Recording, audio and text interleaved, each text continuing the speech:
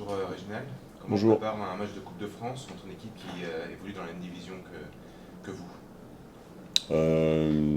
J'ai envie de dire de façon classique, au contraire. Ça permet d'avoir plus d'infos, forcément. Même si on les a aussi observés, notamment sur leur dernier match, soit à domicile ou lundi au Restart. C'est une équipe en tout cas, des joueurs qu'on connaît beaucoup mieux que les joueurs d'Ambrière qu'on avait pu affronter au cinquième tour. Voilà, donc, non, on s'est préparé de façon très normale. C'est une équipe qui est en difficulté ces derniers temps, qui a un staff intérimaire à la tête de l'équipe. Comment vous abordez cette rencontre? Bah, nous, on se prépare surtout. Voilà, après, on sait bien que quand il y a un changement d'entraîneur, ou en tout cas une période intermédiaire, Orléans est en train de le vivre, hein. Donc c'était sur 3 victoires d'affilée, Orléans, et une défaite là, à Sochaux. Donc on sait qu'il y a des leviers mentaux là, qui sont activés, hein. Donc j'ai envie de dire, nous, c'est pas notre problème. On a déjà assez comme ça à régler, nous. Enfin, en tout cas, des problématiques. Et donc on se focalise sur nous en fonction de ce qu'ils vont pouvoir faire aussi tactiquement, comment on va pouvoir les prendre en défaut, enfin du classique, mais ce qui se passe à Cholet, forcément, on les regarde. La presse, notamment, souvent parle de bons ou de mauvais tirages en fonction de l'équipe que vous rencontrez. Comment l'estimez, ce tirage? Est-ce que d'un côté, c'est une bonne manière de rester dans un bon rythme? Est-ce que vous auriez préféré potentiellement une équipe avec quelques divisions d'écart comme c'était le cas en Brière? Moi, je compasse. Donc, et un beau tirage, c'est quand vous passez. Là, si c'est pour parler d'une équipe de notre niveau, euh, bah, ça nous permet de rester focus sur la difficulté de la tâche, forcément, puis encore plus à l'extérieur. Euh, Après, on sait aussi que la coupe a une saveur particulière, hein, par rapport à une compétition comme le championnat, où là, il y a un coup près. Il n'y a pas de filet derrière, et puis le plus important, c'est de passer. Donc, on va l'aborder aussi sérieusement qu'on a abordé en Brière. Et puis, avec l'idée de mettre les ingrédients pour être performant, puis passer ce tour, tout simplement.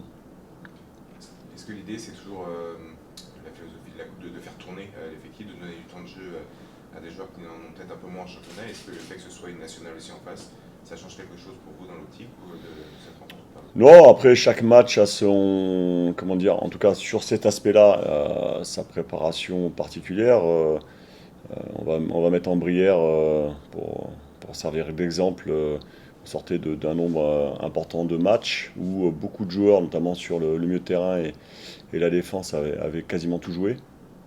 Il y a eu un peu plus de turnover sur les offensifs, donc il était important aussi à ce moment de pouvoir faire souffler certains, de redynamiser aussi d'autres joueurs, hein, qui avaient moins joué pour le coup.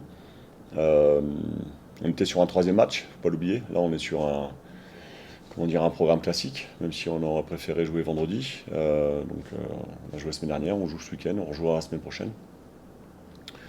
Donc, c'est pas en tout cas, sur cet aspect-là, on n'est pas sur la même préparation. Voilà. Et ça donne pas d'indication sur ceux qui joueront ou pas. Mais si je fais un parallèle, on n'est pas dans le même cas de figure. Après, vous verrez demain la compo. Vous évoquez il y a quelques minutes des problématiques que vous aviez à gérer vous. Aujourd'hui, c'est quoi les problématiques? Ah non, mais c'est des problématiques permanentes, Oui, bien quoi. sûr. Mais aujourd'hui, Comment on doit être mieux dans notre jeu, comment on doit mieux défendre, comment on doit, là où on doit appuyer par rapport à l'adversaire, euh, par rapport au système qu'il va utiliser, les joueurs qui seront sur le terrain, enfin des problématiques. C'est pas péjoratif, problématique, hein. non, non, Non, non, c'est du classique, quoi.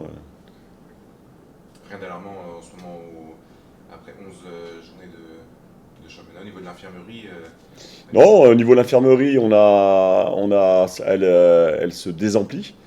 Donc on a encore Adem à Boudi qui y est. On a Hugo là, Hugo Ragoubert, qui, qui est toujours sur la gestion de sa fracture du métatarse. Après on a Zaïd qui a repris l'entraînement partiel avec nous, hein, sans opposition pour l'instant. On a Erwan qui a fait une semaine d'entraînement quasi normale par rapport à sa blessure au genou, donc il sera opérationnel à partir de la semaine prochaine. Voilà, on a nos 2 suspendus, donc Edwin et Harold. Sinon, pour le reste, tout le monde est sur le banc. Mathieu, tout à l'heure, c'était pourquoi il n'était pas du voyage à Épinal? Alors Mathieu faisait partie des joueurs que je voulais faire souffler en Brière, mais aussi qui avait pris une grosse béquille au niveau de l'ischio contre Rouen. Et à un moment donné, sur un choc, il était aussi retombé sur la hanche. Voilà, donc il y avait un peu de séquelles de ça. Il est hors de question de prendre des risques concernant, sachant aussi qu'il y a un joueur qui se connaît très bien et puis aussi qui a 37 ans. Donc voilà, il ne s'agissait pas de prendre des précautions par rapport au déplacement d'Épinal, qui était long. Hein. On a fait 2 fois 7 heures de bus. Voilà, tout combiné, il va mieux qu'il reste à se soigner et à s'entraîner. On parlait un peu d'Antoine Rapillard qui va venir ici après août. On l'a vu buteur contre Ambrières, buteur à nouveau contre Épinal. Les passeurs. Délivré une passe décisive aussi après. Est-ce que vous trouvez qu'il est en train de trouver sa place, peut-être de mieux trouver sa place dans le collectif et dans l'animation offensive? Oui, mais de façon normale et logique. Il sort de 2 années, à Concarneau, un peu plus même. Donc avec une animation offensive bien précise, bien huilée, avec des joueurs qu'il connaissait par cœur. Et lui, comme les autres, arrive dans un nouveau projet, avec un nouveau fonctionnement, une nouvelle façon de s'entraîner aussi, et de nouveaux partenaires. Et, dans un jeu aussi varié que notre jeu offensif, on sait que ça demande du temps. Alors souvent, un attaquant, encore plus estampillé buteur, est jugé au but qu'il marque. Mais avant de marquer des buts, et on souhaitait que ça arrive le plus rapidement possible, hein, pour lui comme pour nous, il avait fait des passes décisives, et il était important aussi déjà dans notre jeu, voilà, comme les autres. Mais Messi a mis un an à s'adapter à Paris, je crois. On parle de Messi. Hein. Oui. Voilà, donc, ça résume tout. Voilà. On Voilà. n'est pas à la PlayStation, il faut du temps pour que. Et je le répète depuis le début, hein, je ne sais pas si je suis forcément audible tout le temps. Il faut du temps pour que les uns les autres comment dire, se connaissent de mieux en mieux, dans le jeu, humainement. On sait que tout est lié. Et je vous dis, on a un projet offensif assez vaste. Donc forcément, ça demande des interrelations, des connexions, des automatismes permanents en fonction des situations de jeu. Et, lui, qui est un joueur intelligent, a besoin de temps aussi, comme les autres. Ces automatismes-là, vous estimez que vous êtes à combien de pourcents de votre potentiel avec la liste de noms? Ça, pourcentage, c'est toujours difficile à. Mais voilà, on est vraiment sur une progression constante, quoi. Et, on sent que, voilà, qu'il y a des affinités de jeu qui deviennent quasi naturelles. Et c'est subtil, hein, je le répète. Hein. Mehdi Boussaïd, sur ses intentions de jeu, va pas avoir les mêmes idées au même moment qu'un Alex Loré ou qu'un Alex Vincent, ou qu'un Alex Loré, bien sûr, mais qu'un Alex Vincent, je parle des offensifs, qu'un Yolo Meoté. Les appels des uns et des autres sont pas dans le même timing. Ben ça, il faut le mettre en rapport, forcément. Enfin, c'est très subtil, et puis c'est beaucoup de travail. On passe beaucoup de temps en vidéo, sur le terrain. Les matchs servent à ça aussi.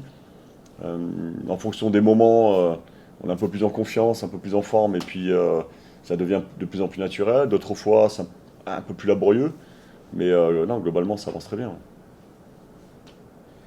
Juste pour revenir sur Adem, comment il se sent?